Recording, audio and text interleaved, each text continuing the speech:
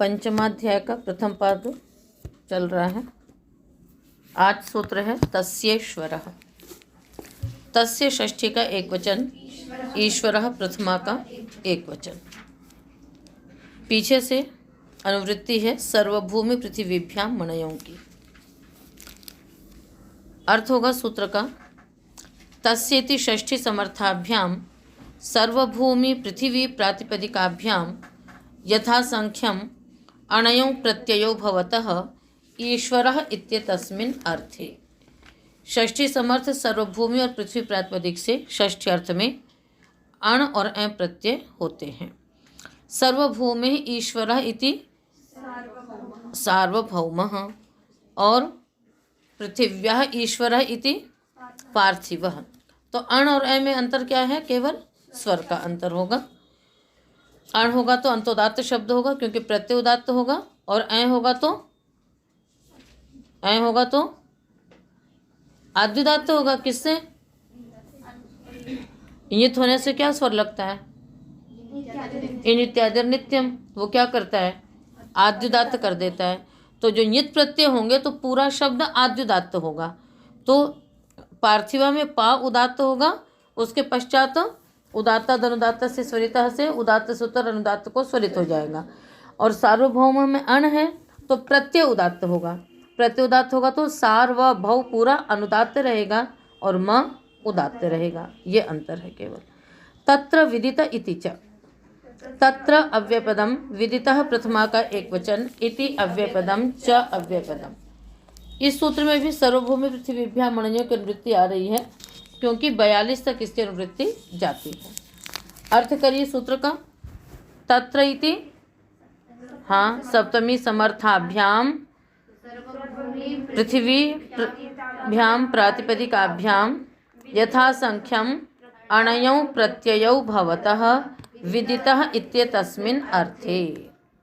बस अलम। तो विदितः मतलब ज्ञातः। विदितः अर्थात क्या होगा?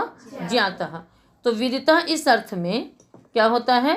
सर्वभूमि और पृथ्वी प्रातिपदिक से क्रमशः अण और अं प्रत्यय होंगे।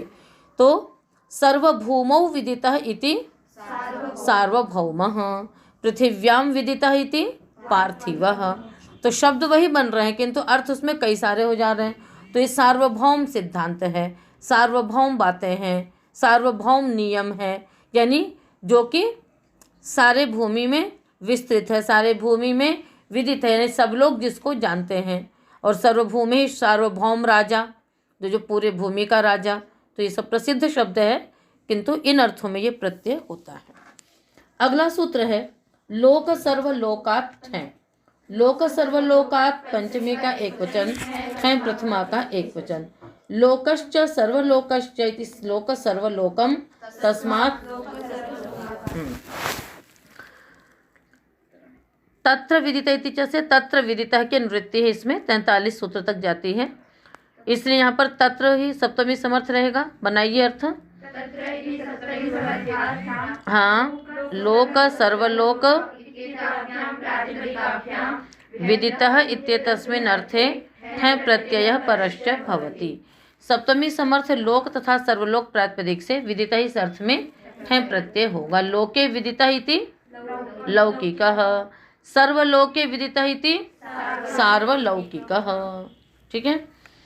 तो लोके विदितः, लोक में जो जाना है, तो लौकिक, ये तो लौकिक बात है, तो लौकिक शब्द है। लौकिक शब्द मतलब लोक में जाना जाता है, लोक में प्रसिद्ध है। दो ठय होगा, ये होने से वृद्धि भी हो जाएगी, आद्युदात्त स्वर रहेगा। और सार्वलौकिक में क्या होगा? एक सूत्र है अनुशतिकादि नाम च। कल भी आया था ये सूत्र। तो अनुशतिकादि गणपठित प्रातिपदिकों में उभय पद को वृद्धि होती है, तो स को भी वृद्धि होगी और लो उत्तर पद को भी वृद्धि होगी, तो सार्वलौकिक। तो लौकिक, सार्वलौकिक, मैंने आपको बताया था कि पंचम अध्याय में प्रायः करके आपको वो शब्द मिलेंगे जो प्रसिद्ध हैं। चतुर्थ अध्याय में तो बहुत ऐसे शब्द थे जो अप्रसिद्ध थे, ठीक है, किंतु पंचम अध्याय में जो हमारे एकदम सामान्य व्यवहार में आए हुए शब्द हैं, जिनको हम सोच ही नहीं पाते हैं कि इसमें क्या प्रत्यय होगा क्या नहीं होगा, ऐसे एकदम बिल्कुल प्रसिद्ध शब्द आप कहेंगे। तस्य वापः, तस्य षष्ठी का एक वचन, वापः एक वचन, उप्यते अस्मिन् इति वापः अर्थात क्षेत्रम, जिसमें बोया जाए।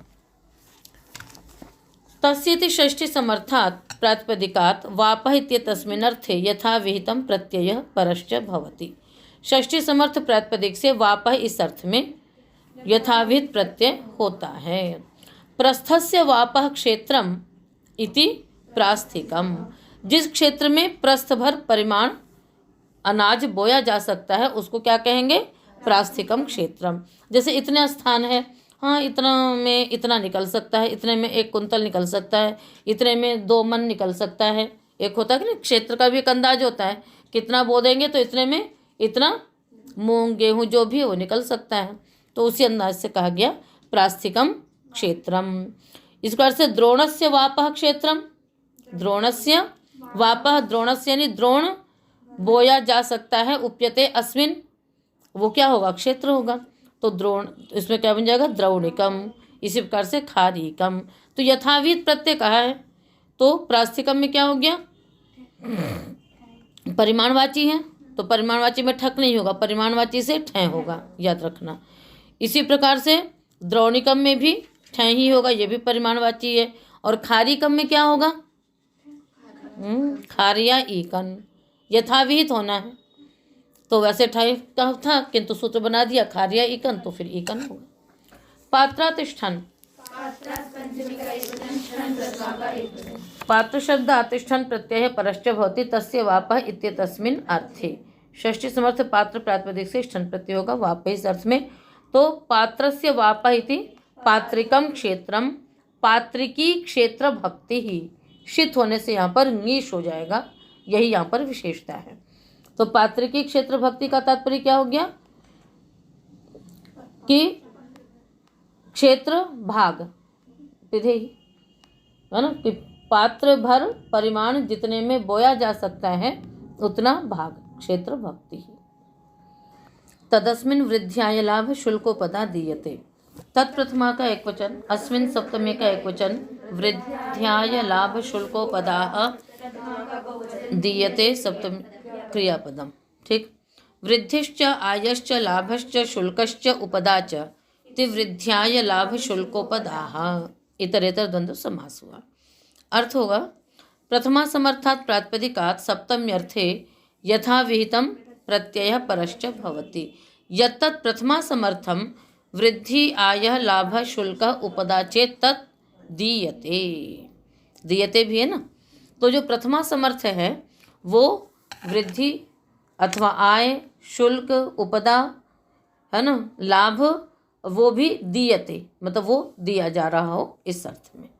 जैसे पंच अस्मिन् वृद्धिर्वा आयो वा लाभो वा शुल्को वा उपदा वा दीयते, ठीक है। 5 वृद्धि जानते ही हैं, है ना, बढ़ना। आय, आय क्या होती है? केवल सैलरी को ही आय नहीं कहेंगे। आय क्या होती है? जैसे आज की हमारी इतनी आय हुई, हाँ, जैसे आय आप उसको समझ लीजिए कि जैसे आपने कोई वस्तु 10 रुपये की खरीदी तो उसको 10 रुपये में बेच देते हैं? नहीं, उसको कुछ बढ़ा करके बेचते हैं, ठीक है। और कई बार क्या होता है कि जैसे आपको उसमें 10 रुपया लिखा हुआ है तो हम खरीदते ही कुछ कम करके हैं। 8 रुपया उसमें लिखा हुआ तो हम उसको 8 रुपये में खरीद सकते हैं और 10 रुपये में फिर उसको बेच देते हैं। तो वो जो 2 रुपये जो हमारी परसेंटेज हुआ हमारा, यदि जितने में हमने लिया उतने में बेच देंगे तब तो कोई आय ही नहीं है। तो जो हमारी बचत हो रही है वही क्या है?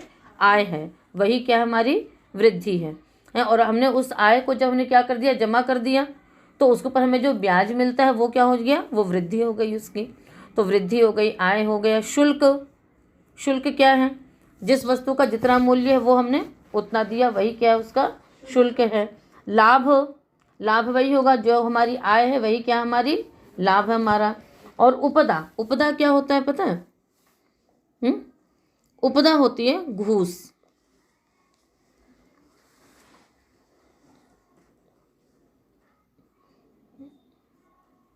है ना।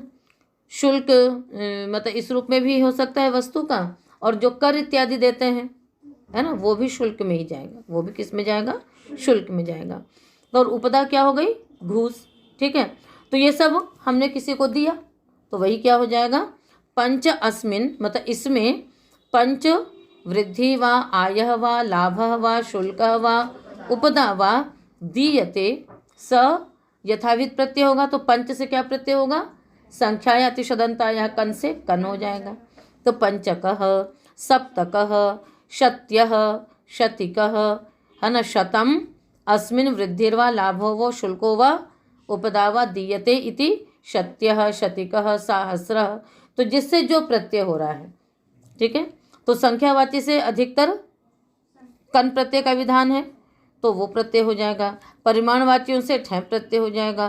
तो जो भी है उसमें उसको हम कर लेंगे। सिद्धि में कुछ विशेष नहीं है, पीछे आप सिद्धियां पढ़ चुके हो। पूर्णार्धात ठन, पूर्णार्धात पंचमी का एक वचन, ठन प्रथमा का एक वचन। पूर्णश्च अर्धंच इति पूर्णार्धम तस्मात् पूर्णार्धात। अनुवृत्तियां हैं, तदस्मिन् वृद्ध्याय लाभ शुल्कोपदाः दीयते की 48 तक अनुवृत्ति जाएगी।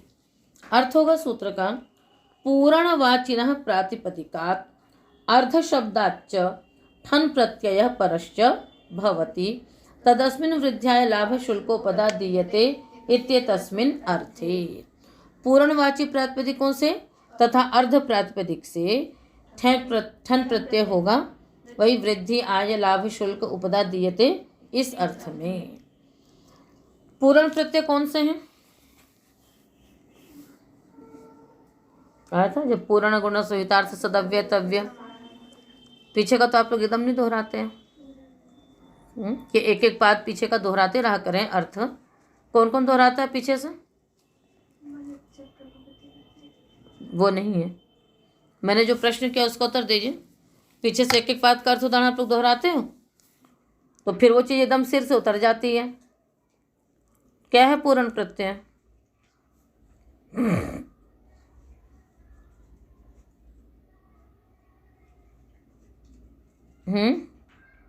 पूर्ण प्रत्यांत शब्द कौन से होते हैं,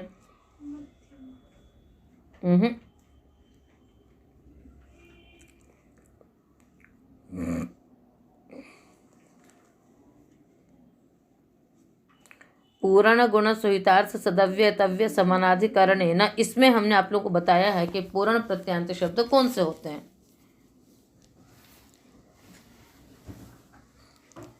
क्यों जी, किसी को नहीं ध्यान में? पूर्ण अर्थ में प्रत्यय कहां पर विधान किए गए हैं,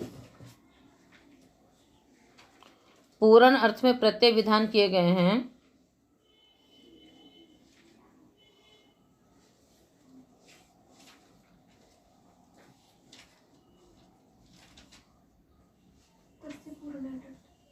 याद तो है। क्या उदाहरण बनते हैं इसके, पूरयति पूर्णम, संख्याओं का जो पूर्ण होता है, संख्यावाची प्रातिपदिकों से पूर्ण अर्थ में डट प्रत्यय होता है और उसके बाद फिर उन सब में मट आगम होता जाता है, नानता तो संख्या देर मट इत्यादि सूत्रों से। तो जैसे आपका शब्द है प्रथमः, इसी प्रकार से सप्तमः, अष्टमः, सप्त मतलब सात और सप्तमः मतलब सातवां। तो जो सातवां है उसने सात संख्या पूर्ण किया। इसी प्रकार से अष्टमः मतलब आठवां, तो जो आठवां है उसने कौन सी संख्या पूरी की, 8 संख्या पूरी की। इसलिए वो क्या होते हैं, वो पूर्ण अर्थ में ये प्रत्यय होते हैं। तो तस्य पूर्ण डट सूत्र से डट प्रत्यय होता है, वही पूर्ण प्रत्यय है मुख्य रूप से। फिर उसी में ही आगे मट आगम हो जाता है, किसी में थट आगम होता है और आगे सूत्र है द्वेस्तीयः त्रय संप्रसारणम च, तो द्वितीयः तृतीयः, ये सारे अभी आप लोग आगे पढ़ोगे द्वितीय पाद में। तो ये सारे क्या हैं, पूर्ण प्रत्यय हैं। इसमें पूरा एक विधान है, पूरा एक प्रकरण है ये पूर्ण प्रत्यांतों का, कि किनसे मट प्रत्यय तो सब में हो जाता है, किंतु कहाँ पर कौन सा आगम होगा और फिर कहाँ पर वो आगम नहीं होगा, इसके अनुसार वहाँ पर एक पूरा प्रकरण चलता है। तो उदाहरण बनेगा यहाँ पर कि जैसे द्वितीयः वृद्धिर्वा आयो वा लाभो वा शुल्को वा उपदा वा दीयते अस्मिन् इति द्वितीयिकः तृतीयिकः। तो दूसरा वृद्धि मतलब दूसरी वृद्धि, तीसरी वृद्धि, तृतीयिकः, पंचमिकः, सप्तमिकः। तो यहाँ पर पूर्ण प्रत्यांत शब्द ही रहेंगे और अर्ध शब्द रहेगा। अर्ध वृद्धि आयो लाभो शुल्को वा दीयते इति अर्धिकः। आधा दिया, दूसरा दिया, तीसरा दिया, दूसरा भाग, तीसरा भाग, चौथा भाग, ठीक है ना। भागाद यच्च, भागात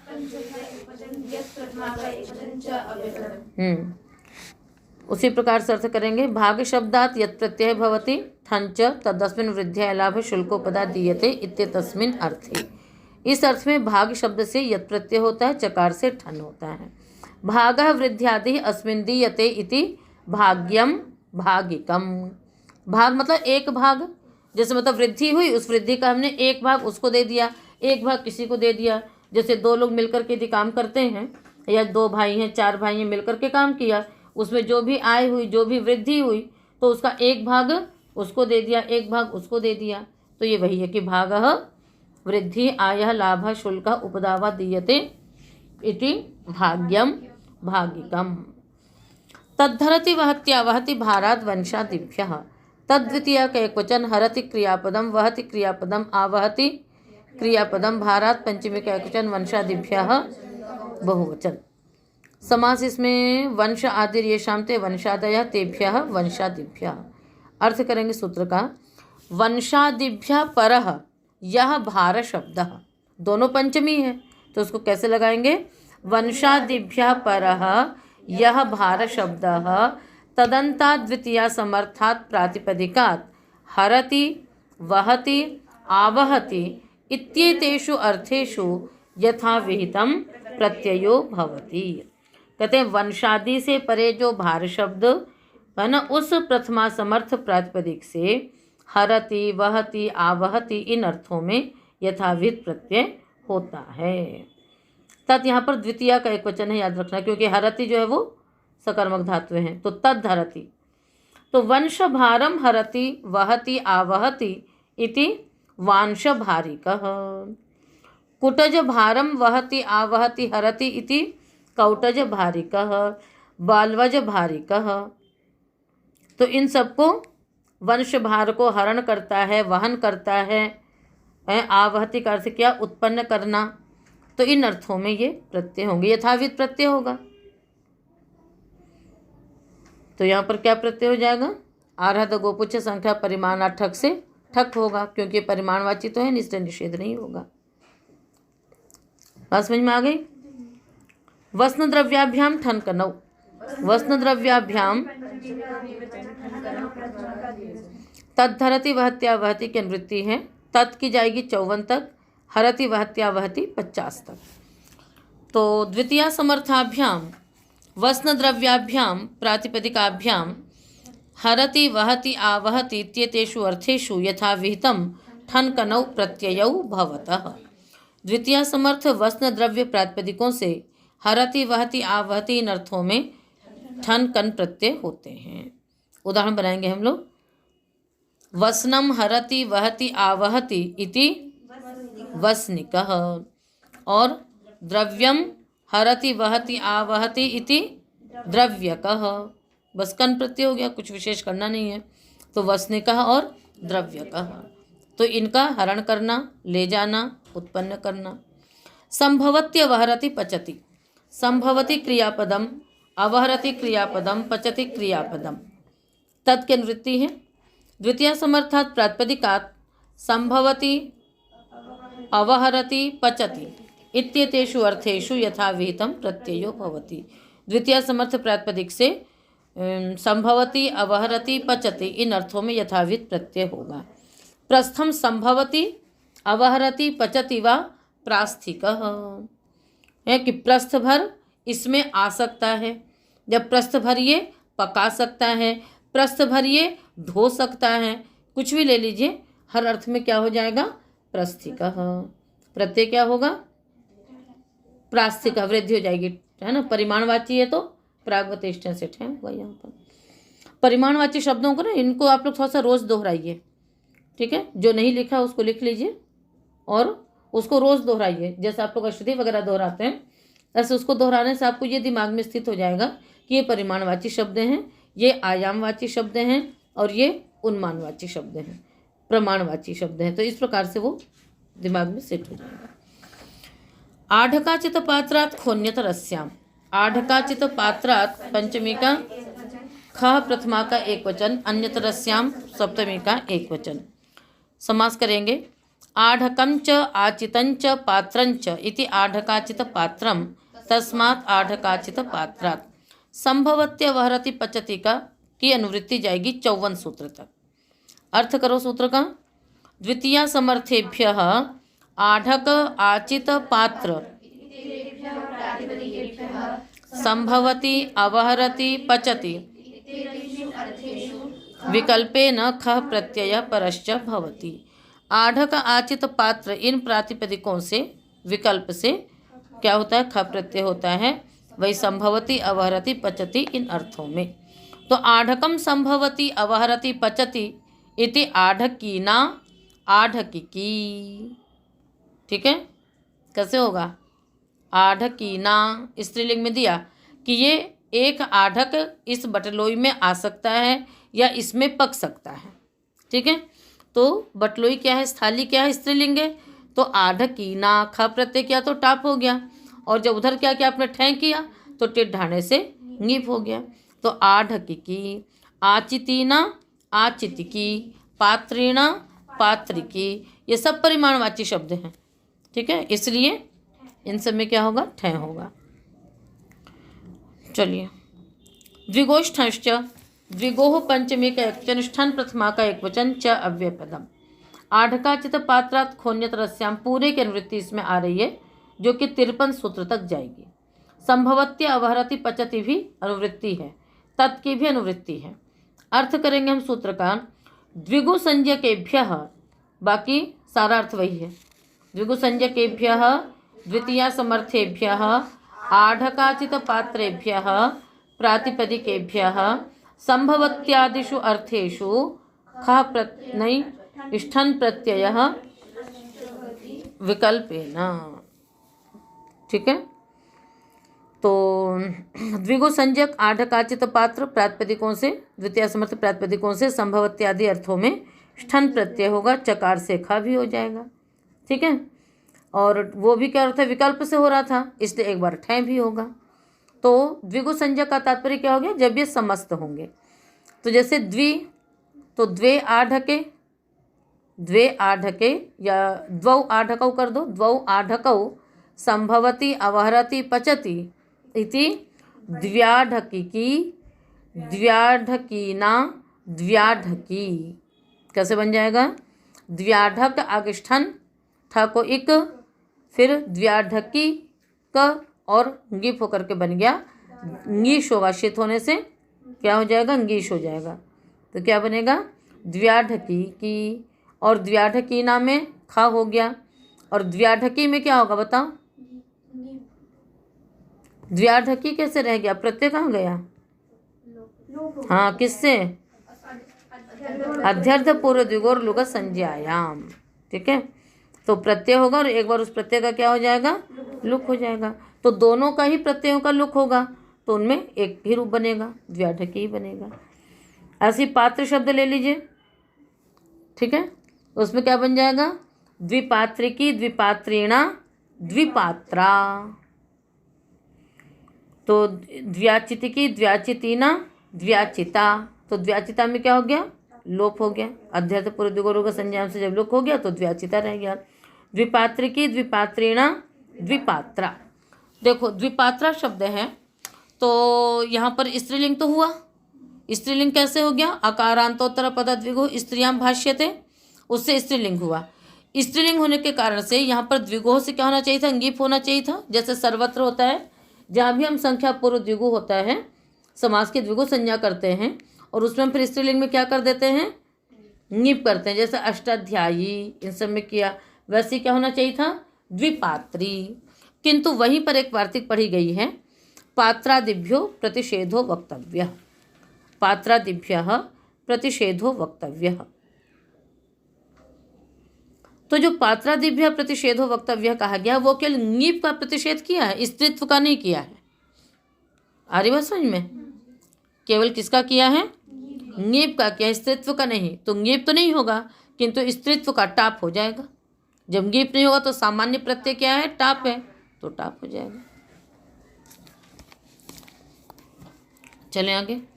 कुलिजाल लुक्खौ च, कुलिजाल लुक्खौ नहीं, कुलिजात पंचमी का एक वचन, लुक्खौ प्रथमा का द्विवचन। अर्थ करिए। द्वितीय समर्थात कुलिज शब्दांतात द्विगु संज्ञकात प्रातिपदिकात, द्विगु की अनुवृत्ति है इसमें। तो द्वितीय समर्थात कुलिज शब्दांतात द्विगु संज्ञकात प्रातिपदिकात संभवत्यादिषु अर्थेषु लुक्खौ प्रत्ययौ भवतः इष्ठन् च, चकारात इष्ठन् च। द्वितीय समर्थ द्विगु संज्ञक कुलिजांत प्रातिपदिक से संभवत्यादि अर्थों में लुक और ख प्रत्यय होते हैं।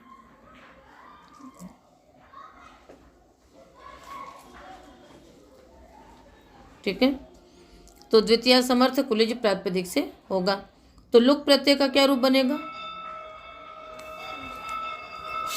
लुक प्रत्यय का क्या रूप बनेगा? लुक तो लुक हो जाएगा। अदर्शनम लोपः, प्रत्यय से लुपः। लुक प्रत्यय इसमें कहा जा रहा है, पर लुक कभी प्रत्यय रहेगा ही नहीं। लुक हमेशा ही लुक ही रहेगा। कहने के लिए लुक्खौ हो गया तो लुक्खौ प्रत्यय सामान्य से निर्देश कर दिया, पर लुक प्रत्यय नहीं होगा। लुक का हमेशा अदर्शन भाव ही रहेगा। चलो, तो मतलब लुक प्रत्यय नहीं है। लुक्खौ भवतः, उसमें एक प्रत्यय है और एक अप्रत्यय है, एक अदर्शन है, तो लुक लुक ही रहेगा। बनाइए। द्वे कुलिजे संभवती अवहरति पचति इति द्विकुलिजा। जो प्रत्यय उसका क्या हो गया? लुक हो गया। किस प्रत्यय का लुक होगा? ठै का। किसका लुक होगा? ठै का। खा का तो विधान कर रहे हैं, बोलने की जरूरत क्या थी? पहले से लुक तो प्राप्त ही था। तो विकल्प हो जा रहा था ना, विकल्प हो जा रहा था। इसमें नित्य ही लुक रहेगा, ये बात है। तो द्वे कुलिजे संभवती अवरति पचति द्विकुलिजा, द्विकुलिजीना इष्ठन होगा तो द्विकुलिजी की। ठीक है। सिद्धियों में कुछ विशेष नहीं है। सोस्यांश वस्न भृतयः, सह प्रथमा का एक वचन, अस्य षष्ठी का एक वचन, अंश वस्न भृतयः प्रथमा का बहुवचन। अर्थ करेंगे, समास करेंगे पहले। अंशश्च वस्नश्च भृतिश्च इति अंश वस्न भृतयः। अर्थ कर लीजिए सूत्र का। स इति प्रथमा समर्थात् अस्य इति षष्ठ्यर्थे यथा विहितं प्रत्ययो भवति। यत्तत् प्रथमा समर्थम अंश वस्न भृतयश्चेत्ताः भवन्ति। क्या अर्थ किया? स इति प्रथमा समर्थात्, प्रथमा समर्थ प्रातिपदिक से अस्य यानी षष्ठी अर्थ में यथाविध प्रत्यय होगा। पर जो प्रथमा समर्थ है वो क्या होना चाहिए? अंश वस्न भृति, ये होना चाहिए। तो अंश जानते ही, अंश मने भाग, वस्न मने वसन मने कपड़ा, वस्न मने मूल्य, वस्न मने मूल्य, और भृति मने वेतन।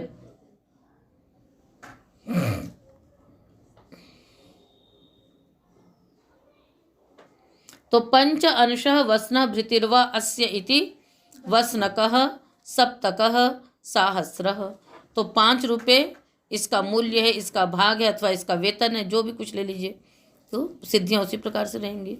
तो पंचकः में कन हो गया, सप्तकः में भी कन हो गया। किससे होगा कन?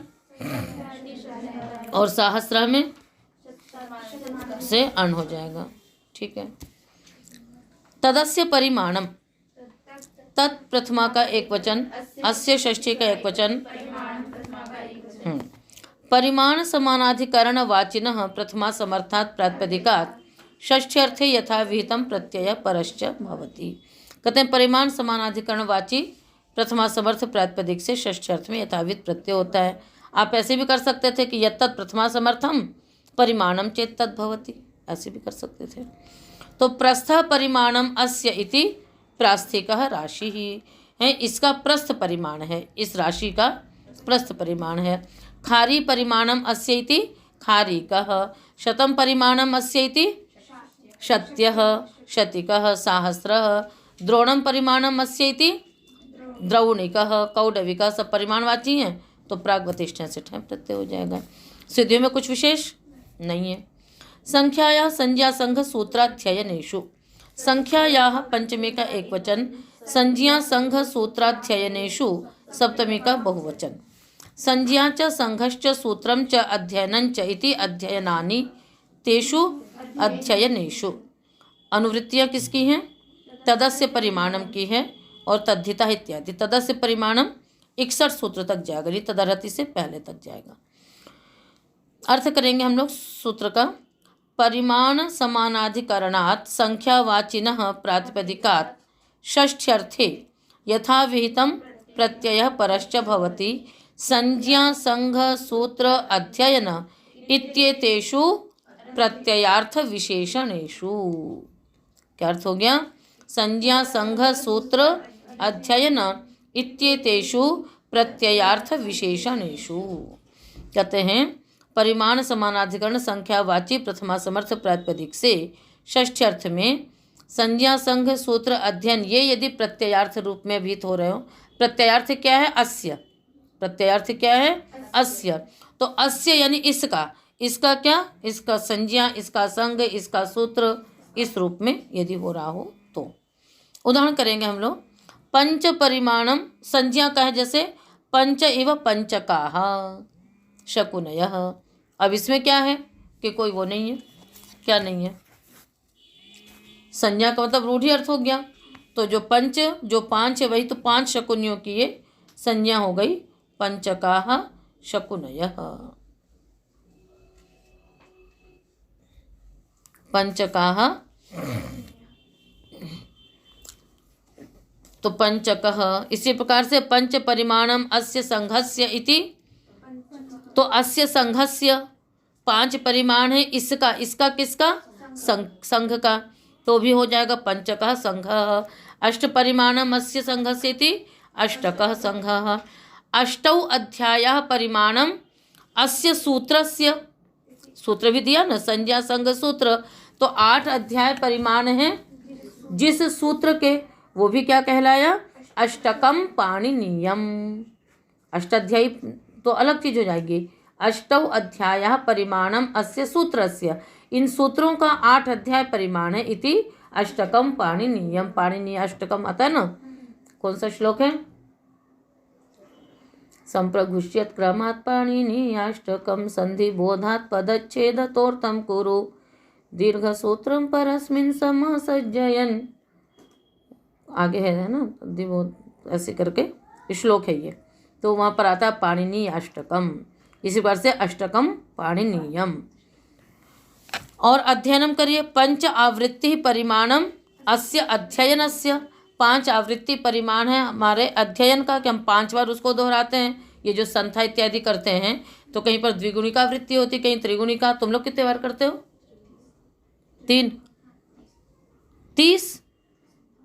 हाँ, एक मंत्र को 30 बार, तो भी भूल जाता है, तो भी याद नहीं होता है, हैं? उस समय के लिए फिर भूल जाता है। तो आवृत्ति करते रहना चाहिए। मतलब 30 बार तुम लोग उसको करते हो, उसके बाद भी भूल जाते, तो मतलब याद रहता है, तो उसको फिर दोहराते रहना चाहिए। अच्छा, इससे अच्छा तो 5 बार में याद हो जाता है, उसको दोहराते रहो।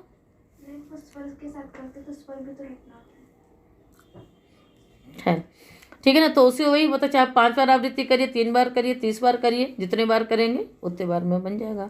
तो पंचकः, तो पंचकम अध्ययनम हो गए सारे, है ना। तो पंचकः शकुनयः, त्रिकः शालंकायनाः, ये संज्ञा है उनकी।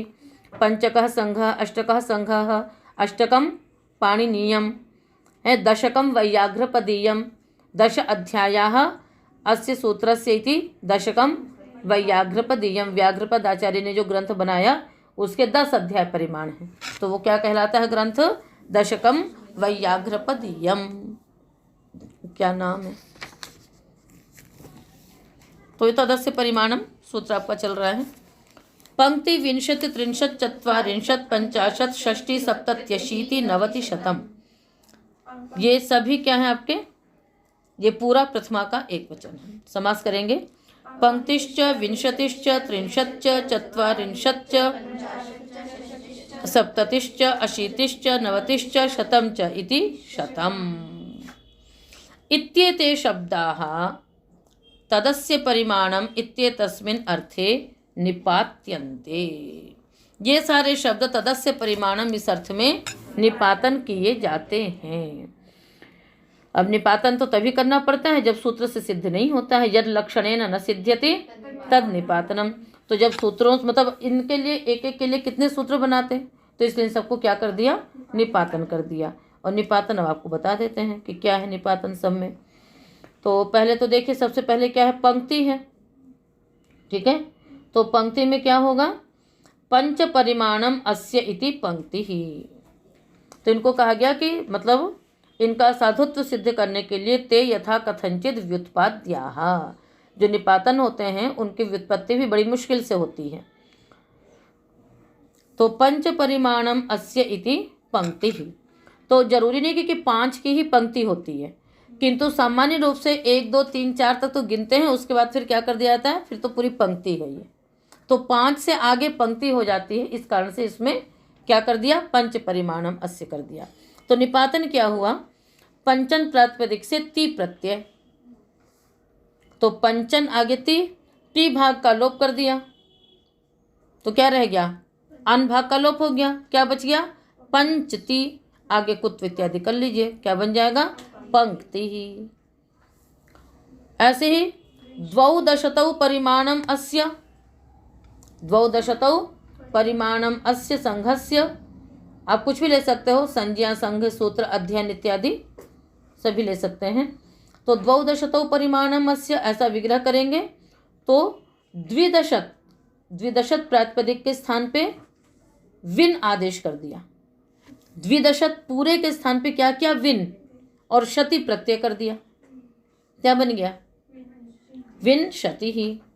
समझ में आया। द्वौ दशतौ परिमाणमस्य विग्रह किया तो द्विदशत रखा हमने, पूरे द्विदशत के स्थान पे विन आदेश हो गया और शति प्रत्यय हो गया, क्या बन गया, विंशति ही। तो 2 10 का मतलब क्या हो गया, 20, तो विंशति बन गया।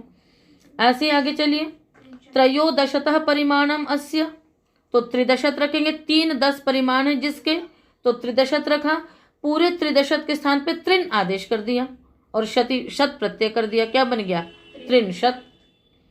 इसी प्रकार चत्वारः दशतः परिमाणम अस्य विग्रह करके हमने चतुर्दशत रखा और पूरे चतुर्दशत के स्थान पे क्या आदेश हो गया, चत्वारिन आदेश हो गया और शत प्रत्यय हो गया, क्या बन जाएगा, चत्वारिंशत। ऐसे ही पंचदशतः परिमाणम अस्य ऐसा विग्रह करके पंचदशत रखा, पूरे पंचदशत के स्थान पे क्या आदेश हो गया, पंच, है ना, क्या आदेश हो गया, पंचा, क्या आदेश हुआ, पंचा, और आगे शत प्रत्यय हो गया, बन गया पंचाशत। आगे क्या, षटदशत परिमाणम अस्य ऐसा विग्रह करके षटदशत के स्थान पे शश आदेश हो गया, टी प्रत्यय, षष्टि ष्टुनाष्टु षष्टि ही। सप्तदशत परिमाणम अस्य, सप्तदशतः परिमाणम अस्य ऐसा विग्रह करके सप्तदशत के स्थान पे क्या आदेश कर दिया, सप्त, क्या आदेश कर दिया, सप्तन, है ना, और सप्तन के नकार का लोप कर दिया और ती प्रत्यय कर दिया, क्या बन गया, सप्तति ही। ऐसे ही अष्टौ दशतः परिमाणम अस्य ऐसा विग्रह करके अष्टदशत रखा, अष्टदशत के स्थान पे क्या आदेश कर दिया, अशी, ठीक है ना, क्या आदेश कर दिया, अशी, और ती प्रत्यय कर दिया, क्या बन गया, अशीति ही। आगे नवति में क्या होगा, नवदशतः परिमाणम अस्य विग्रह करके नवदशत के स्थान पे नव आदेश और ती प्रत्यय कर दिया, तो नवति ही बन गया। और दशतः परिमाणम अस्य ऐसा विग्रह हमने किया, दशत के स्थान पे क्या रख दिया, क्या आदेश कर दिया उसको, श, दशत के स्थान पे श का कितना बड़ा महत्व है, और उस श से क्या प्रत्यय कर दिया, त प्रत्यय, तो शत रूप चला दीजिए शतम। तो पंक्ति से चला, ये सारे परिमाण अर्थ में प्रत्यय हुए। पंक्ति में हो गया पंच परिमाणम अस्य इति पंक्ति ही, उसके बाद फिर सारे आपके क्या थे, विंशति इत्यादि से, तो द्विदशत इत्यादि सबके स्थान पे वो आदेश करते गए और ये आपके शब्द सिद्ध हुए, जो कि आप लोग याद करती है। विंशति, त्रिंशत, चत्वारिंशत, पंचाशत, षष्टि, सप्तति, अशीति, नवति, शतम। एक सूत्र याद कर लीजिए, आपको सारा याद हो जाएगा। 20, 30, 40, 50, 60, 70, 80, 90, 100। इस प्रकार से ये हो गया। अब आपने ये तो बड़े आराम से किया था, क्या कि द्वौदशतः परिमाणम अस्य, किंतु दशतः शब्द आपने कहाँ से बना लिया? विग्रह कर रहे थे ना, अष्टौदशतः, नवदशतः, तो ये दशत शब्द कहाँ से बन गया? तो उसके लिए बताएं पंचदशतौ वर्गे वा। ठीक है, पंचदशतौ प्रथमा का द्विवचन, वर्गे सप्तमी का एकवचन, वा अव्ययपदम। पंचच्च दशत चेति पंचदशतौ, पंचदशतौ। पंचदशत इत्येते शब्दौ डति प्रत्ययान्तौ निपात्येते, तदस्य परिमाणम इत्येतस्मिन् विषये वर्गे अभिधेये। वर्ग कहा जा रहा हो, तदस्य परिमाणम अर्थ हो, मतलब उसका परिमाण, किसका परिमाण? वर्ग का। तो अभिधेय कोई और हो रहा हो, वर्ग केवल। तो पंचद और दशत शब्द निपातन किए जाते हैं। तो पंच परिमाणम अस्य, ऐसा विग्रह करके यहाँ पर क्या कर लेंगे आप? क्या निपातन कर रहे हैं? डति। तो फिर क्या हो जाएगा? टी भाग का लोप, तो फिर उधर से अत मिल जाएगा, तो पंचत बन जाएगा। और दश में भी क्या करोगे? विकल्प से होगा, एक बार कन प्रत्यय हो जाएगा, तो पंचकः बन जाएगा। ऐसे ही पंचको वर्गः और दशको वर्गः, तो दशद वर्गः, ठीक है ना, 10वां, मतलब 10 वर्ग, 10वां भाग। अब आगे आपके वर्गे की अनुवृत्ति चलेगी, जो कि अगले सूत्र तक है, 60वें सूत्र तक। सप्तनों छंदसी, सप्तनः अय प्रथमा का एक वचन, छंदसी सप्तमी का एक वचन। सप्तनः प्रातिपदिका छंदसी विषये तदस्य परिमाणम इति तस्मिन् अर्थे वर्गे विधेये कन प्रत्ययः अय प्रत्ययः भवति। सप्तन प्रातिपदिक से वेद विषय में तदस्य परिमाणम, इस अर्थ में वेद वर्ग विधेय हो रहा हो तो अय प्रत्यय होता है। उदाहरण क्या बनाएंगे? सप्त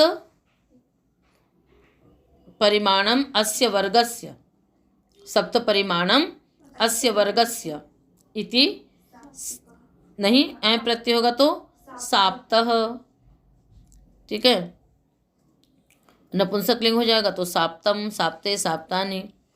एक उदाहरण आता है, वेद विषय में है, तो सप्त साप्तानि असृजन, सप्त साप्तानि, सप्त गुणकम सप्त,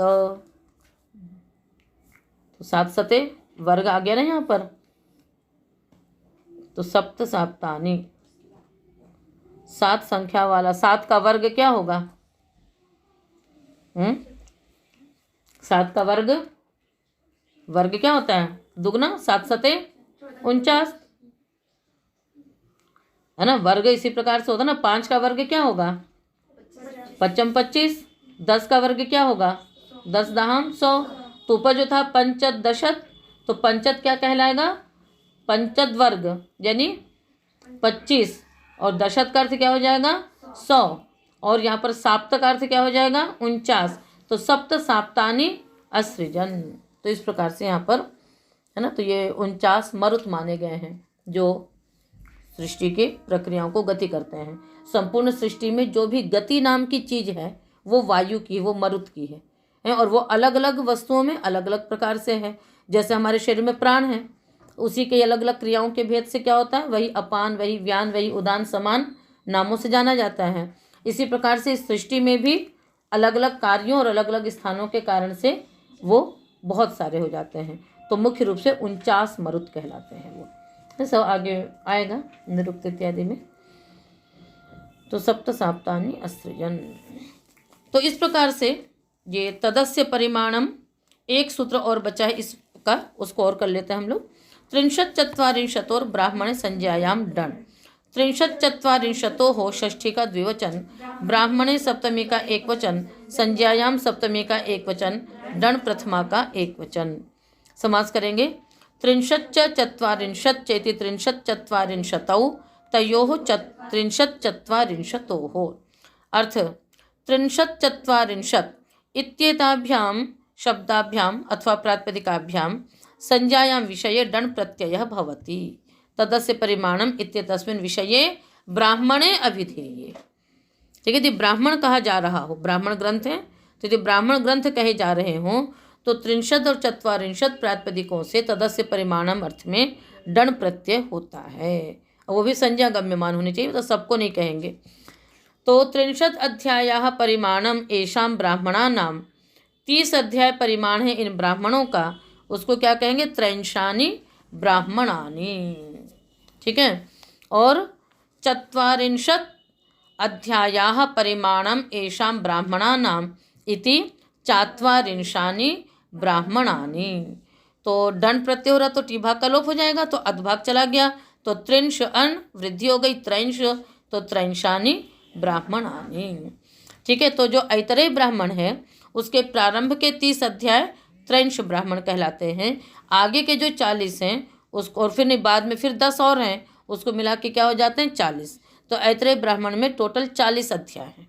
ठीक है, तो अंतिम के 10 और आदि के 30, तो ये 63 ब्राह्मण, और उधर के, और जब पूरा मिला के बोल देंगे तो 44 ब्राह्मण हो जाता है। तो ये